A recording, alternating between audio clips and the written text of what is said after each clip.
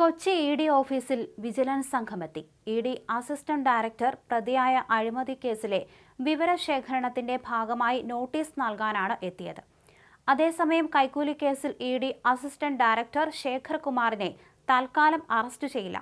ഇക്കാര്യം സംസ്ഥാന സർക്കാർ തന്നെ ഹൈക്കോടതിയെ അറിയിച്ചു. ശേഖർ കുമാറിന്റെ മുൻകൂർ ജാമ്യാപേക്ഷയിൽ മറുപടി നൽകാൻ കൂടുതൽ സമയം വേണമെന്ന് പ്രോസിക്യൂഷൻ കോടതിയിൽ ആവശ്യപ്പെട്ടു. അറസ്റ്റ് തടയണമെന്നായിരുന്നു ഹർജിക്കാരന്റെ ആവശ്യം. മുൻകൂർ ജാമ്യാപേക്ഷ വീണ്ടും പരിഗണിക്കുന്ന ഈ മാസം 11 വരെ ഉദ്യോഗസ്ഥനെ അറസ്റ്റ് ചെയ്യില്ലെന്ന് സർക്കാർ ഉറപ്പു നൽകുകയായിരുന്നു. ഇടനിലക്കാർ മുഖേന വൻതുക കൈക്കൂലി വാങ്ങി കേസ് ഒതുക്കി തീർക്കുന്നു എന്നാണ് കൊച്ചിയിലെ എൻഫോഴ്സ്മെന്റ് ഡയറക്ടറേറ്റ് ഉദ്യോഗസ്ഥനെതിരായ ആരോപണം. ശേഖർ കുമാറിനെതിരെ ശക്തമായ തെളിവുകൾ വിജിലൻസിന് ലഭിച്ചിട്ടില്ലെന്ന് നേരത്തെ വാർത്ത വന്നിരുന്നു. ഈ സാഹചര്യത്തിൽ കൂടുതൽ തെളിവുകൾ തേടിയാണ് വിജിലൻസ് ഇ.ഡി. കൊച്ചി ഓഫീസിൽ പരിശോധന നടത്തിയത്.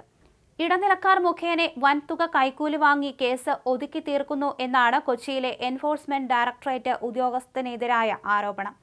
കേസിലെ ഒന്നാം പ്രതിയാണ് ശേഖർ കുമാർ. തനിക്കെതിരായ ആരോപണങ്ങളും ആക്ഷേപങ്ങളും ഗൂഢോദ്ദേശത്തോടെയാണ് എന്നായിരുന്നു ഹർജിയിൽ ശേഖർ കുമാറിന്റെ വാദം. ഇ.ഡിയുടെ കേസ് ഒതുക്കാൻ കൊല്ലത്തെ വ്യാപാരി അനീഷ് കുമാറിൽ നിന്ന് 2 കോടി രൂപ കൈക്കൂലി ആവശ്യപ്പെട്ട കേസിലാണ് ഇ.ഡി. അസിസ്റ്റന്റ് ഡയറക്ടർ ശേഖർ കുമാറിനെ വിജിലൻസ് പ്രതി ചേർത്തത്. വിജിലൻസ് നേരത്തെ അറസ്റ്റ് ചെയ്ത പ്രതികൾ നൽകിയ മൊഴികളുടെ അടിസ്ഥാനത്തിലാണ് ഇ.ഡി. ഉദ്യോഗസ്ഥനെ അഴിമതി നിരോധന നിയമപ്രകാരം പ്രതി ചേർത്തത്.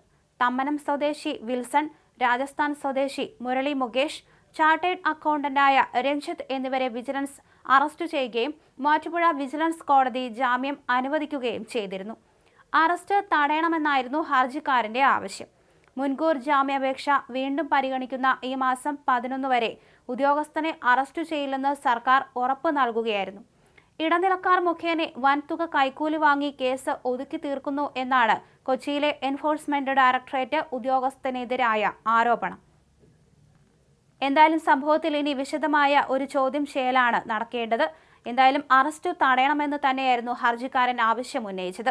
മുൻകൂർ ജാമ്യാപേക്ഷ വീണ്ടും പരിഗണിക്കുന്ന ഈ മാസം 11 വരെ ഉദ്യോഗസ്ഥനെ അറസ്റ്റ് ചെയ്യില്ലെന്ന് സർക്കാർ നേരത്തെ ഉറപ്പു നൽകുകയായിരുന്നു. അതേസമയം തന്നെ ഇത്തരത്തിൽ ഇ.ഡി. ഓഫീസിൽ വിജിലൻസ് സംഘം ഇന്നാണ് എത്തിയത്. ഇ.ഡി. അസിസ്റ്റന്റ് ഡയറക്ടർ പ്രതിയായ അഴിമതി കേസിലെ വിവരശേഖരണത്തിന്റെ ഭാഗമായിട്ട് നോട്ടീസ് നൽകുകയും ചെയ്തു. എന്തായാലും ശേഖർ കുമാറിനെ തൽക്കാലം അറസ്റ്റ് ചെയ്യില്ല എന്നാണ് ലഭ്യമാകുന്ന വിവരങ്ങളിൽ പറയുന്നത്. ശേഖർ കുമാറിന്റെ മുൻകൂർ ജാമ്യാപേക്ഷയിൽ മറുപടി നൽകാൻ കൂടുതൽ സമയം വേണമെന്ന് പ്രോസിക്യൂഷൻ കോടതിയിൽ ആവശ്യപ്പെട്ടിരുന്നു. അറസ്റ്റ് തടയണമെന്നായിരുന്നു ഹർജിക്കാരന്റെ ആവശ്യം.